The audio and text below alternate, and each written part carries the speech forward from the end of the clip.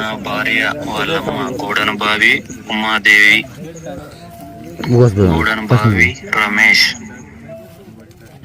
దంబ్లా బిశెట్టి బాలప్ప, దంబ్లా రేణమ్మ, నా భార్య వాళ్ళ చిన్నమ్మ. నేను ఇలా చేసుకోవడానికి కారణం వీళ్ళు 5 మంది. అందులో మా మామ ఊరికి పిలంపిచ్చి మా అత్తతో వార్నింగ్ ఇచ్చినాడు. నాకి వాళ్ళ అమ్మల ఊరికి పోయి వచ్చినప్పటి నుంచి నాకు ఇంట్లో రెస్పెక్ట్ అనేది లేదు.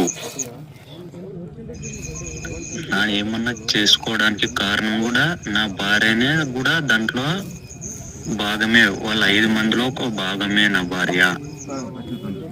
వాళ్ళ సైడే సపోర్ట్ చెప్తుంది, కానీ ఎందుకు అట్లా చేస్తారనే మాట అనేది నా భార్య నోట్ల నుంచి రాలేదు. నేనే ఊరికి పిలంపిచ్చి కాసి తొనిపిస్తాను మా నాన్నలతోనా అని అన్నింది.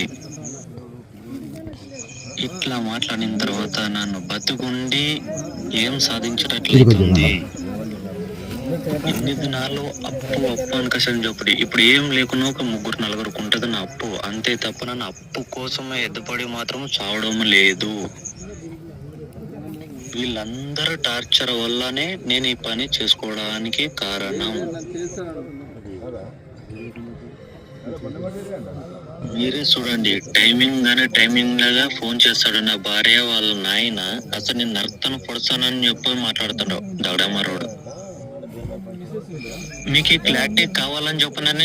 డేట్ తో సహా స్క్రీన్ షాట్ కొట్టి కాసి మీకు అందరికి తెలియాలి కదా ఏమనేది. దానికోసమే పెట్టినాను ఇట్లా. వాళ్ళ అప్పుల ప్లానింగ్ ఇదంతా చూసి టైంలో నాకు ఫోన్ చేసి కాసి బెదిరిస్తారు. ఆ పొద్దుడికి ఏం చెప్పాను, వెంకటస్వామి పెద్ద అప్పు ఉన్నాడు, మొబ్బిరన్న బాబాయ్ అన్నాడు కదా అని. లోడగనోళ్ళు ఉండరు, లోడగనోళ్ళు లేరు, లోడగనోడరు నాటితో నాకు ఏం పని అనేది.